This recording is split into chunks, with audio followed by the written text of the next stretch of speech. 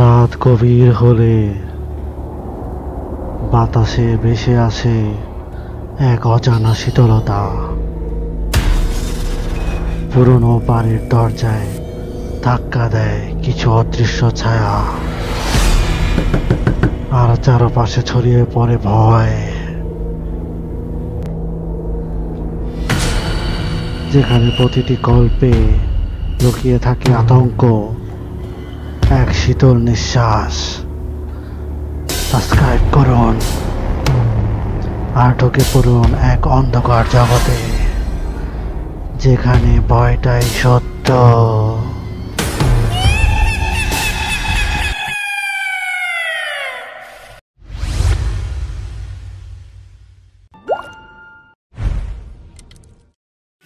রাত তখন বেশ গভীর। জঙ্গলের পথে একলা হেঁটে বাড়ির পথে ফিরছিল রমাপ্রসাদ। অদূরে ভেসে আসছিল হিংস্র জীবজন্তুদের কলতান আর ঝিঁঝি পোকার ডাক। হঠাৎ পাশের ঝোপটা নড়ে উঠতেই রমাপ্রসাদ কিছুটা ভয়ে হাঁটার গতি বাড়িয়ে মনে মনে বলল, এহে, আজকে রাতটা কুসুমপুরে কাটিয়ে দিয়ে কাল সকালে রওনা দিলেই বরং ভালো হতো। এই গভীর রাতে জঙ্গলের পথ ধরে কেন যে আসতে গেলাম কে জানে। চারদিকটা কেমন ঘুটঘুটে অন্ধকার। একজন সঙ্গী থাকলে মন্দ হতো না। একে তো হিংস্র জীবজন্তু আর সাপখোপের ভয়, তার উপরে আবার চোর ডাকাতের ভয়। এই যাত্রায় নির্ঝঞ্ঝাটে বাড়ি পৌঁছে যেতে পারলে বাঁচি। নিজের মনে কথা বলতে বলতে রমাপ্রসাদ এগোচ্ছিল। এমন সময় একটু অবাক হয়েই রমাপ্রসাদ নিজের মনে মনে বলল, গভীর জঙ্গলে বাচ্চার কান্না? আমি কি ঠিক শুনলাম? না না না না না, আমি তো ঠিকই শুনছি। এটা তো একটা বাচ্চারই কান্না। কিন্তু এই গভীর জঙ্গলে বাচ্চা কোত্থেকে আসবে? কিছুই তো বুঝতে পারছি না। যাই, কিছুটা এগিয়ে গিয়ে দেখি কি ব্যাপার। পারলে তোর এই বাপটাকে ক্ষমা করিস মা, ক্ষমা করিস আমায়। তুই বেঁচে থাকলে না না না না, আমাকে শক্ত হতে হবে। আর মায়া বাড়ালে চলবে না। এ সন্তান বেঁচে থাকলে অনেকের ক্ষতি হয়ে যাবে। আমি কিছুতেই তা হতে দিতে পারি না। সত্যি মানুষ এতটা খারাপ হতে পারে, এই লোকটাকে না দেখলে আমি বুঝতেই পারতাম না। একজন বাবা তার সন্তানকে মেরে ফেলতে চাইছে। ছি ছি ছি ছি, আমার ভাবতেও ঘেন্না হচ্ছে। আমাকে যেমন করে হোক ওই সন্তানকে পাষণ্ড পাপীর হাত থেকে বাঁচাতেই হবে। কিন্তু কিভাবে বাঁচাবো আমি?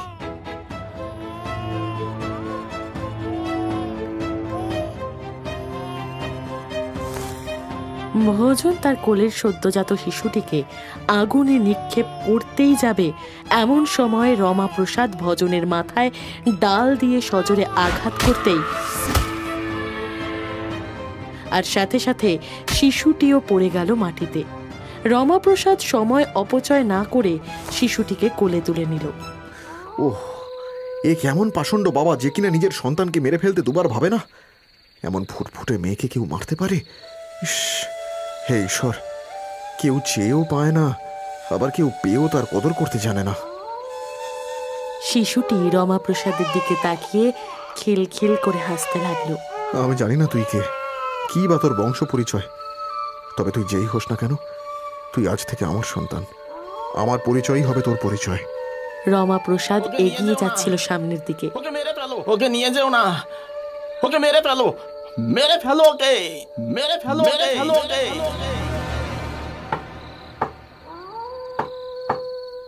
অন্নপূর্ণা তড়িঘড়ি দরজা খুলতেই দেখল দরজার অপর প্রান্তে দাঁড়িয়ে রমাপ্রসাদ। বেশ খানিকটা অবাক হয়ে সে বলল, কি গো, তুমি মাঝরাতে এমন ফিরে এলে যে? আর তোমার কোলে বাচ্চা? আমি তো কিছুই বুঝতে পারছি না। আরে বলছি বলছি, সবটা বলছি, আগে ভেতরে চলো। এবার বলো তো কি হয়েছে? আমি এই জঙ্গলের পথেই আসছিলাম। হঠাৎ জঙ্গলে একটা বাচ্চার কান্নার শব্দ শুনতে পাই। আমি কাছে গিয়ে দেখি বাচ্চাটিকে কেউ একজন ফেলে রেখে গিয়েছে। কেউ কোথাও ছিল না। কার বাচ্চা তুমি বাড়িতে নিয়ে এলে? আমার খুব মায়া হলো গিন্নি। আমি ওকে ফেলে আসতে পারলাম না, তাই ওকে আমি আমার সঙ্গেই নিয়ে এলাম। দাও, আমার কোলে দাও দেখি। কি মায়া ভরা মুখখানা। আচ্ছা গিন্নি, আমাদের তো কোনো সন্তান নেই বলো, আজ থেকে না হয় ওই আমাদের সন্তানের পরিচয় বড় হোক, আর তাও যদি তোমার আপত্তি থাকে তাহলে। এ কি বলছো তুমি?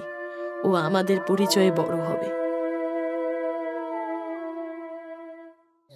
দেখতে দেখতে অতিক্রান্ত হয়েছে দীর্ঘ 18টা বছর। ঈশ্বরের আশীর্বাদে রমাপ্রসাদের ব্যবসায় শ্রীবৃদ্ধি হয়েছে। এককালীন একচালা ঘর রূপান্তরিত হয়েছে প্রাসাদ প্রমাণ অট্টালিকায়। আর মেয়ে মধুবালা, সে এখন অষ্টাদশী রূপসী যুবতী। একদিন বিকেলে,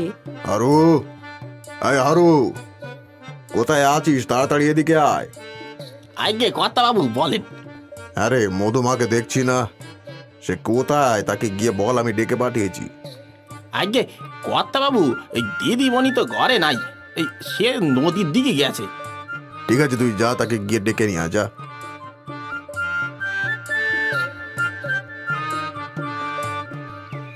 কি গো, অনেকক্ষণ অপেক্ষা করছো? এতক্ষণে বুঝি তোমার আসার সময় হলো? এতটা পথ হেঁটে আসতে তো সময় লাগে নাকি? এত ভালোবাসো আমাকে? তোমার টানেই তো রোজ ছুটে আসি, তোমাকে একটি বার দেখবো বলে। কিন্তু কতদিন আর এভাবে চলবে বলো তো? তুমি ভেবে দেখেছো তোমার পরিবার কোনোদিন আমাকে মেনে নেবে না? কেন মেনে নেবে না? আমার বাবা আমাকে খুব ভালোবাসে, আর আমার কোনো কাজে বাধা দেয় না। তাই আমার বিশ্বাস বাবা তোমাকেও ঠিক মেনে নেবে। তুমি সত্যি বলছো? তোমরা অত বড় ব্যবসায়ী পরিবার, সেখানে আমি একজন সামান্য রাখাল। যদি তুমি আমাকে ভালোবাসো, কখনো এমন কথা বলবে না। তোমাকে আমার দিব্যি। আচ্ছা বাবা, বলবো না। ঠিক আছে, তুমি যখন বলছো তাহলে আর রাগ করবো না। জানো, তোমার কাছে এলে নিজেকে পৃথিবীর সবচেয়ে সুখী মানুষ মনে হয়। তোমার গন্ধ যে আমায়। এ কি দিদিমণি, তুমি ওই রাখালটার সাথে কি করছো? মুখ সামলে কথা বলো, মাত্রা ছাড়িও না। ভুলে যেও না তুমি এক সামান্য লেঠের। আমি আমার মাত্রা জানি দিদিমণি, কিন্তু কর্তাবাবু এসব জানতে পারলে ভীষণ রাগ করবে। সেসব তোমাকে দেখতে হবে না। যাও এখান থেকে, দূর হয়ে যাও আমার চোখের সামনে থেকে। এবার কি হবে? তোমাদের বাড়ির লেঠেল তো আমাদেরকে একসঙ্গে দেখে নিয়েছে। এত ভয় পাচ্ছ কেন? এটা ভয় না পাওয়ার মতন কোনো বিষয়। শুনেছি ভালোবাসলে নাকি অনেক পরীক্ষা দিতে হয়। ধরে নাও এটাও সেরকমই একটা পরীক্ষা। আসি।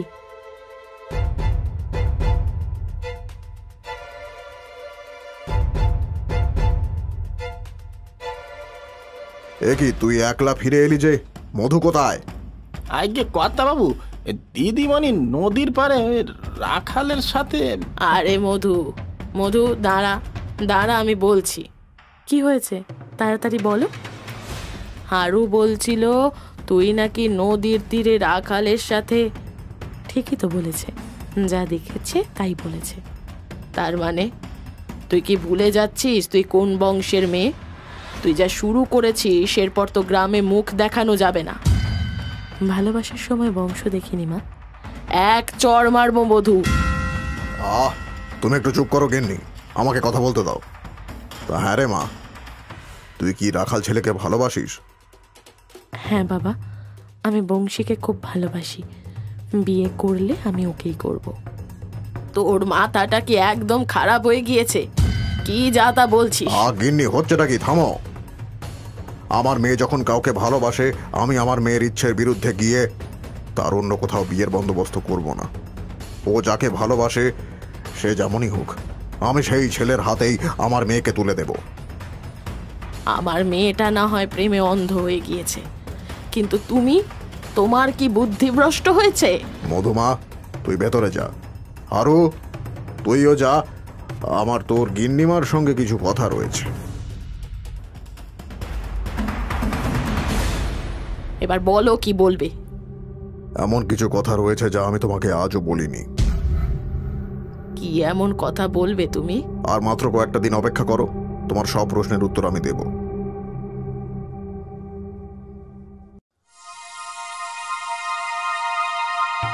আজ সকাল থেকেই বণিক পরিবারে যেন আনন্দের ফোয়ারা ছুটেছে। কারণ আজ বণিক পরিবারের একমাত্র উত্তরাধিকারী মধুবালার বিয়ে, পাশের গ্রামের বংশীদাসের সাথে। বাড়ি সাজানো হয়েছে হরেক রকমের রং বেরঙের ফুলের মালায়।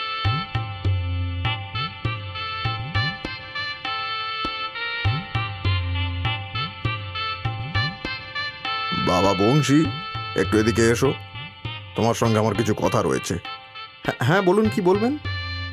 দেখো বাবা, মধু আমার একমাত্র মেয়ে। ওকে কোনোদিন কোনো কাজে আমি বাধা দিইনি।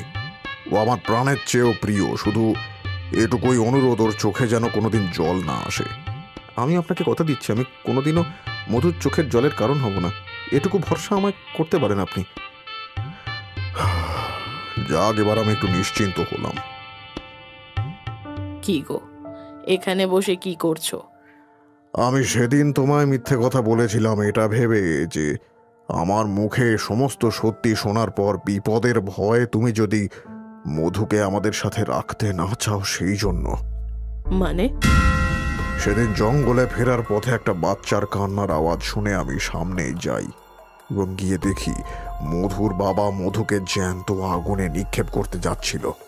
তখন আমি নিজেকে সামলাতে না পেরে মধুর বাবার মাথায় গাছের ডাল দিয়ে আঘাত করি। তারপরে কি হলো? ওর বাবা সেখানে লুটিয়ে পড়ে। আমি তখন মধুকে আমার সাথে নিয়ে আসছিলাম। তখনও আমার উদ্দেশ্যে ওর বাবার সতর্কবাণী ভেসে আসছিল। সতর্কবাণী? এটাই যে ওই বাচ্চাকে যেন আমার সঙ্গে নিয়ে না আসি, আমি যেন ওকে মেরে ফেলি। আমি তো তোমার কথার কোনো অর্থ বুঝতেই পারছি না। আমি ওই সতর্কবাণী উপেক্ষা করে মধুকে আমার সঙ্গে নিয়ে আসি। বুঝলাম। একটা জিনিস খেয়াল করে দেখেছ, মধু যবে থেকে হাঁটতে শিখেছে তবে থেকে গ্রামে বিড়াল, কুকুর, ছাগল এইসব কমে যেতে শুরু করেছে। হ্যাঁ, এটা আবার কি কথা? মধুর হাঁটার সাথে বিড়াল, কুকুর, ছাগল উধাও হওয়ার কি সম্পর্ক? সম্পর্ক আছে গিন্নি, সম্পর্ক আছে। এতদিন আমিও এই গ্রামের বিড়াল, কুকুর, ছাগল উধাও হয়ে যাওয়ার ঘটনাটা খুবই সাধারণ ভাবতাম, কিন্তু তাদের ছিন্ন ভিন্ন দেহাবশেষ গ্রামের বিভিন্ন প্রান্তে পাওয়া যেত আজ থেকে বেশ কয়েক বছর আগে।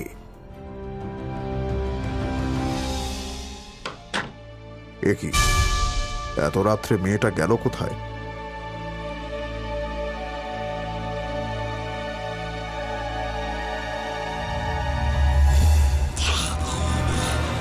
কি বলছো কি তুমি?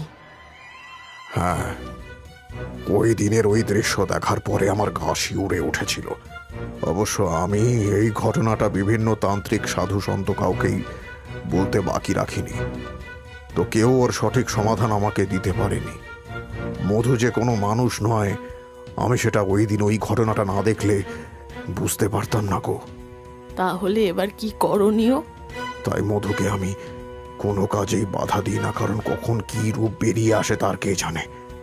তাই মধু যখন ওর ভালোবাসার মানুষের কথা জানালো, তখন আমি ভাবলাম ওকে যত শীঘ্র সম্ভব আমাদের জীবনের থেকে দূর করা যায় ততই মঙ্গল। দেখতে দেখতে কেটে গেল প্রায় 1 মাস। অষ্টাদশী মধুবালা এখন দাস বাড়ির বউ।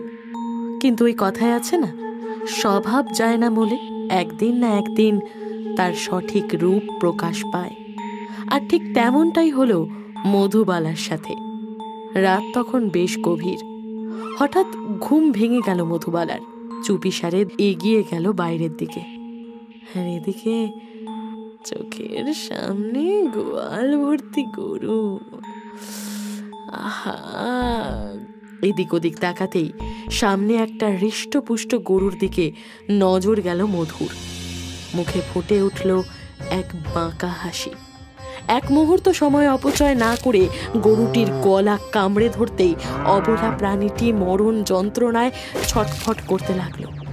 নিজেকে বাঁচানোর সর্বোত্তম প্রয়াস করেও সে যখন ব্যর্থ হলো, তখন মুখ দিয়ে আওয়াজ বের করে নিজের মালিককে ডাকার পূর্বেই মধু তার প্রাণ কেড়ে নিল। এটা কি দেখলাম? বৌমা, কি করছে? বৌমা কি করছে? এ তো মানুষ নয়, মানুষরূপী পিশাচ। কাল সকালেই সবটা সবাইকে জানাতে হবে। লতিকা এগোতে যাবে এমন সময় মধু পেছন থেকে ডাকতেই চমকে উঠেই দেখলো মধু তার দিকে এগিয়ে আসছে। মধুর হাতে মুখে লেগে কাঁচা রক্ত। এ কি মা, এত রাত্রে আপনি গোয়ালে কি করছেন? আমি আমি কি করছি? আপনি নিশ্চয়ই সবটা দেখেছেন, তাই না?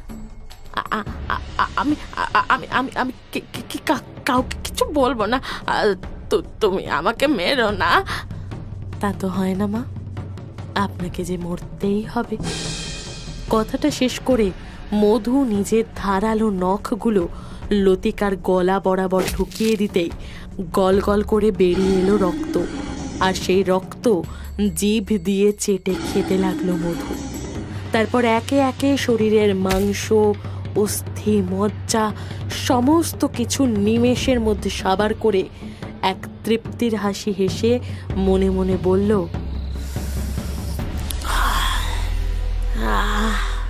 কি স্বাদ! পশুর মাংসের চেয়েও তো মানুষের মাংসের রক্তের স্বাদ আরো ঢের বেশি। এই বুড়ি আমার সব সত্যি জেনে গিয়েছিল, তাই তাকে যে মরতেই হতো, আর যেই আমার পথে আসবে তাকেই আমি শেষ করে দেব।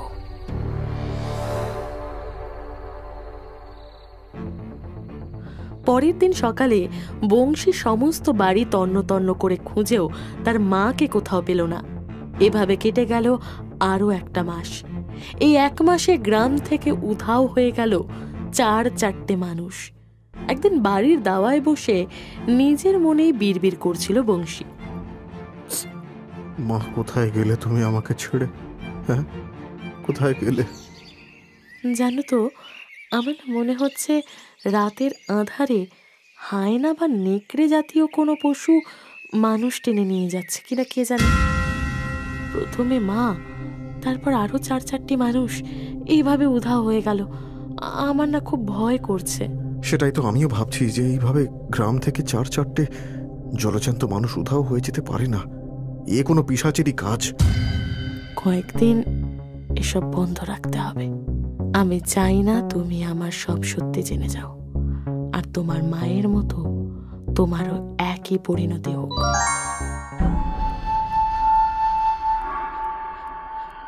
ওই দিন রাতে নিজের মনে জাগ্রত হওয়া রক্ত মাংস ভক্ষণের লালসা সামলাতে না পেরে মধু গোয়ালে গিয়ে একটা গরুর গলা কামড়ে ধরতেই মানুষ আর নিরীহ পশু খেকো সেই পিশাচ আর কেউ নয়, সেটা তুমি। পেছন থেকে বংশীর গলা শুনে সে চমকে উঠল। তুমি আমায় ভুল বুঝছো। এতদিনে আমি তোমায় একদম ঠিক বুঝেছি। তুমি কোনো মানুষ নও, তুমি একজন মানুষ রূপী পিশাচ।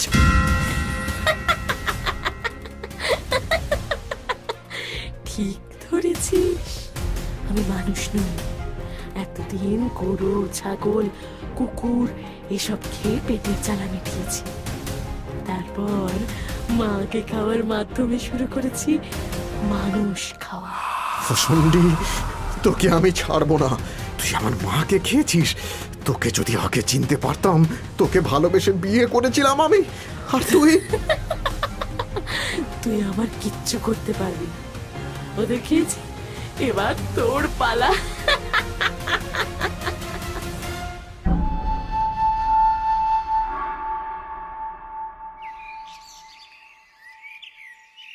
দুটি ভিক্ষে দাও, ভিক্ষে দাও।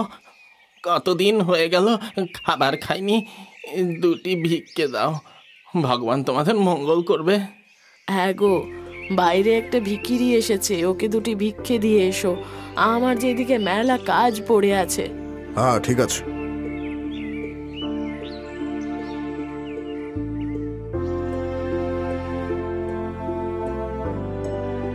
ভজনের মাথার পেছনে একটা ক্ষতচিহ্ন দেখা মাত্রই রমাপ্রসাদের মনে পড়ে গেল 18 বছর আগে জঙ্গলের সেই রাতে দেখা লোকটার কথা। একটু দাঁড়াও, তোমাকে কোথায় যেন একটা দেখেছি, আমি ঠিক মনে করতে পারছি না। যদি কিছু মনে না করো, একটা কথা জিজ্ঞাসা করতে পারি কি? করো না বাবু। তোমার মাথার পিছনে চোটটা কি করে লাগলো? দেখে তো মনে হচ্ছে অনেক বছরের পুরনো। ও, ওই চোটটা, ওটা জঙ্গলে একজন আমার মাথার পেছনে মেরেছিল, আর আমি। থামো। তার মানে তুমি সেই যে নিজের মেয়েকে ওই দিন জঙ্গলে পুড়িয়ে মারতে যাচ্ছিলে? কিন্তু তুমি কি করে জানলে? সেদিন আমি তোমার মেয়েকে তোমার হাত থেকে বাঁচিয়ে আমার সাথে করে নিয়ে এসেছিলাম।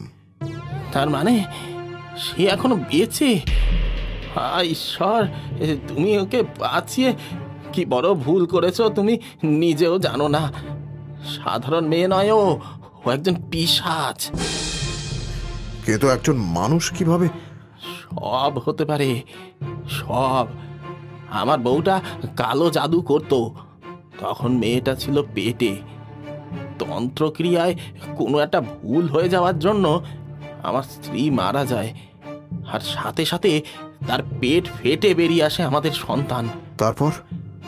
আমার সন্তানকে দেখা মাত্রই এক তান্ত্রিক বলে ও মানুষ নয়, পিশাচ রূপে এই পৃথিবীতে জন্ম নিয়েছে। ও যেখানে থাকবে সেই স্থান শ্মশান হয়ে যাবে। কিন্তু কিন্তু ও এখন কোথায়? অবশ্য তুমি ঠিক কথাই বলেছ। আমি দেখেছি মধুকে কুকুর খেতে। ও আমাদের এখানে আসার পর থেকেই আমাদের গ্রামে একের পর এক গবাদি পশু উধাও হয়ে যেতে থাকে। কিন্তু কিন্তু ওর তো বিয়ে হয়ে গেছে, পাশের গ্রামেই ওর শ্বশুর বাড়ি। কার সাথে বিয়ে হয়েছে? ওই তো এই পাশের গ্রামের বংশীদাস, সে একজন রাখাল। হে ভগবান, ওই মেয়ে এতদিনে ওই গ্রামকে শ্মশান করে দিয়েছে। আমাকে এখনই ওখানে নিয়ে চলো। বাবা, বাবা আমাকে বাঁচাও, বাবা, বাবা আমাকে বাঁচাও, বাঁচাও, ওরা আমাকে মারতে এসেছে বাবা, বাবা। আজকে আমাদের একদম আটকাতে আসবেন না বণিক মশাই। আপনার মেয়ে একজন মানুষ খেকো ডাইনি, সে কথা আপনি নিশ্চয়ই জানতেন। এই ডাইনিকে আজ মেরেই ফেলবো আমরা। ও আমাদের গ্রামে অনেককে খেয়েছে, আজও শেষ দিন। ঠিক বলেছিস, এই মানুষরূপী ডাইনিকে জ্যান্ত পুড়িয়ে দে। ও নিজের স্বামী আর শাশুড়িকে খেয়েছে, গ্রামের কত নিরীহ লোকের প্রাণ নিয়েছে। ও বেঁচে থাকলে গ্রামের আরো লোক মরবে। ছি ছি ছি, এত খিদে তোর? সবাইকেই তো খেয়েছিস, এবারে আমাকে আর তোর মাকেও খা। আজ আমাকে আটকিও না। যে কাজটা সেদিন তুমি আমায় করতে দাওনি, সেই কাজটা আজকে আমাকে করতে দাও। সেদিন তুমি যদি আমাকে না আটকাতে, আজ এতগুলো মানুষের প্রাণ যেত না। কে তুই? এত বড় বড় কথা বলছিস যে? আমি তোর বাপ।